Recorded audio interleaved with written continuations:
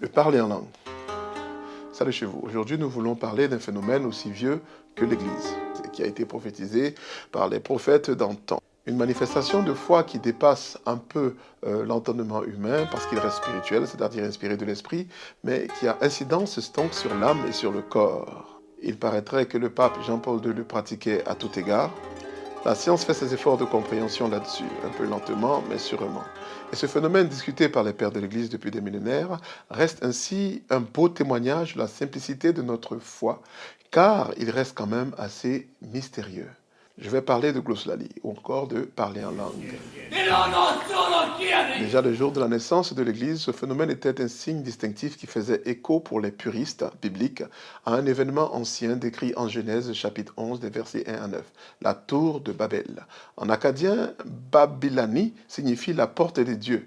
Mais dans le récit biblique, bien sûr, ce mot prend un tout autre sens en raison d'un jeu de mots introduit avec la racine hébraïque bulbul, qui signifie donc bredouiller, confondre. La bonne humeur de Dieu se laisse déjà subodorer. Vous imaginez bulbul qui veut dire bedouiller, être le lieu premier où les hommes bredouillent. Si ce n'est pas Dieu, eh bien ce sont ses serviteurs au moins qui démontrent la bonne humeur. Mais rendons-nous dans le ventre de la pile. Le parler en langue est décrit lui-même par Jésus en Marc 16. Voici les miracles qui accompagneront ceux qui auront cru. En mon nom, ils chasseront des démons, ils parleront des langues nouvelles. Entre parenthèses, dès qu'une personne vit une délivrance, nous nous arrangeons à prier pour qu'elle parle immédiatement en langue, puisque ce sont les deux premiers signes que le Seigneur lui-même annonce. Glossaïs lalesousin kainaïs, plusieurs nouvelles langues. Si l'on considère que ce sont des glosses ajoutées à la fin du récit de Marc, eh bien, nous pouvons au moins avoir preuve que les premiers chrétiens avaient parmi eux des personnes qui parlaient en langue, des personnes qui étaient piquées par des serpents, mais qui survivaient, et des personnes qui chassaient les démons, etc., etc. Et cela n'était pas seulement lié aux apôtres. Le terme des langues nouvelles ou des langues étrangères est encore discuté aujourd'hui. Et certains chrétiens vont même jusqu'à dire que ce don est mort avec les premiers apôtres. Et ils ont tort. La Didaché démontre très bien que c'était là une marque distinctive, non pas seulement des apôtres, mais des prophètes aussi. Didaché 11, 7. Et là, le terme devient beaucoup plus précis. Et le terme devient beaucoup plus précis. D'ailleurs, on parle donc de prière en esprit, car le parler en langue est un terme parapluie, puisqu'il comprend la prière en langue, le parler en langue lui-même et aussi des chants en langue. Ainsi, on doit plutôt dire le parler en esprit. Pour rester précis, ce qui était d'ailleurs le souci des pères de la foi, des pères de l'Église, car on peut être en train de prier dans sa propre langue vernaculaire et savoir que ces paroles ne sont pas de nous, mais bien de l'Esprit en nous. Je ne parle pas de choses inconnues aux charismatiques, mais je dois bien préciser ces choses parce qu'il y a des biblistes purs qui sont trop enracinés dans la lettre pour bien comprendre ce de quoi nous parlons maintenant. Je le répète donc, on peut parler en langue d'une langue qu'on maîtrise déjà. Pour mieux m'exprimer dans le langage de Molière, je vais le redire comme ça. On peut parler en esprit d'une langue qu'on connaît et qu'on maîtrise déjà. La Didaché elle-même continue et elle dit de ne pas empêcher les prophètes de faire leur action de grâce après l'Eucharistie. Pour ma part, ce sont les chants en langue. Mais bref, je digresse. Les premiers descendants des apôtres sont formels. Le parler en plusieurs langues existe encore en leur temps. Irénée donc, un père de l'Église, le dit comme ça, qu'il a vu, il a entendu plutôt dans l'Église plusieurs personnes avec le don de prophétie qui parlaient donc dans des langues diverses et qui amenaient des choses cachées aux hommes à la lumière et ainsi mettant en avant les mystères de Dieu. Alors pourquoi ces distinctions? Simplement parce que le Nouveau Testament lui-même est truffé de distinctions. Empruntons la plume de l'apôtre Vagabond. En Romains, nous qui ne savons pas prier, l'Esprit de Dieu vient au secours de nos prières par des soupirs ineffables et inexprimables. Alors, si vous voulez, pour lire la Bible, Louis II, puisque c'est là que nous trouvons le plus de puristes, de même aussi, l'Esprit nous aide dans notre faiblesse, car nous ne savons pas ce qu'il nous convient de demander dans nos prières, mais l'Esprit lui-même intercède par des soupirs inexprimables. Encore une fois, Cette distinction a perduré dans l'Église, puisqu'à la rencontre des autres peuples, nos premiers évangélistes, les chrétiens, ne parlaient aucunement leurs langues humaines et ne les comprenaient pas. Il y a même donc des exemples de chrétiens qui ont essayé de parler en langue, mais cela a été très incompris par les autres peuples. Le parler en esprit a revêtu donc le terme de jubilation.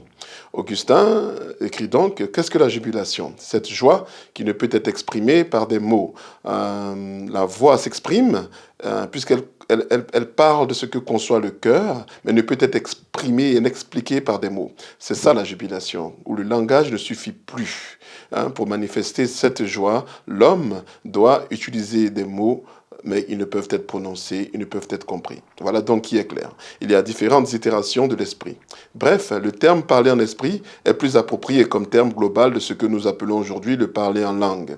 Permettez-vous que nous allions en profondeur. Premier livre de Corinthiens, chapitre 13. La Bible dit, « Si je parle dans les langues des hommes et des anges, mais que je n'ai pas l'amour, » ici encore, l'apôtre parle donc de parler en esprit, qui peut être humain ou non. C'est aussi limpide que ça. Il continue même et dit en Éphésiens 5, « Entretenez-vous par des psaumes, par des hymnes et par des cantiques spirituels, chantant et célébrant de tout votre cœur les louanges du Seigneur. » Encore une fois, il y a distinction entre hymne et psaume. Donc, par chant spirituel, il parle d'une autre réalité de l'Église. Récapitulons donc. Il y a la prière en esprit, la seule valable d'ailleurs pour un chrétien, c'est-à-dire celle qui vient de l'esprit. Dieu est esprit et c'est ainsi qu'il veut adorer. Quoi que nous fassions donc, nous le faisons par l'esprit. Et ainsi, la prière en esprit inclut le chant en esprit, Éphésiens 5. La prière en langue, Romains 8. Et le parler en langue, Corinthiens 12. Ici, je veux signaler que le parler en des langues étrangères reste une prophétie bien biblique, car déjà Ésaïe 28, 11, emboîtant le pas à Joël 2, annonce, eh bien, c'est par des hommes aux lèvres balbutiantes et au langage barbare que l'Éternel parlera à ce peuple. Mais hélas, le prophète avait raison, car il termine, mais ils n'ont point voulu écouter. Dans la prière, en esprit, on distingue donc le chant, le cantique spirituel, et ça, c'est une merveille à écouter, car chacun venant avec son expression unique de l'esprit, joint son chant aux autres expressions personnelles, et cela crée une harmonie, inconnue, mais tellement belle, qui à chaque prière communautaire change et démontre ainsi la grandeur de Dieu. Dans la prière en esprit, on distingue la prière en langue. Ici, c'est bien une prière et c'est une expression parfois ineffable et inexprimable. Et ainsi, on ne peut la traduire ou l'interpréter. Ce genre-là est à utiliser dans l'intimité pour construire l'homme intérieur ou pour aider dans la prière personnelle à temps et à contre-temps. Rappelez-vous qu'on doit faire toute forme de prière à temps et à contre-temps donc. Et enfin, dans la prière en esprit, on a l'origine même de notre métonymie, ou plus précisément notre synecdoque, le parler en langue. Ici, on parle des glossas, ça veut dire un langage élaboré, avec une semblance de grammaticalité, qui parfois est visiblement humaine, appelée xénoglossie, et parfois extraterrestre, c'est-à-dire sans structure grammaticale discernable, mais pas pour autant non élaborée, ou même plus compliquée qu'une langue humaine. Notre Seigneur avait donc raison. Glossaïs, lalesoussine, kainaïs, plusieurs nouvelles langues.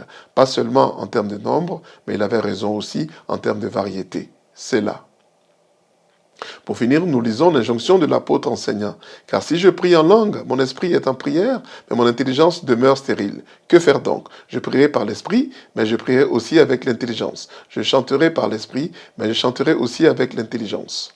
1 Corinthiens 14, l'apôtre donc qui parle à l'Église nous entraîne à une réalité. Le parler en langue est avantageux, surtout pour Laurent. Et cela ne doit pas être une raison pour l'interdire dans la communauté. Car si personne ne parle en langue, qui interprétera? On se prive ainsi de prophéties et de merveilles spirituelles par souci d'ordre et surtout parfois par orgueil, car le leader lui-même ne parle pas en langue.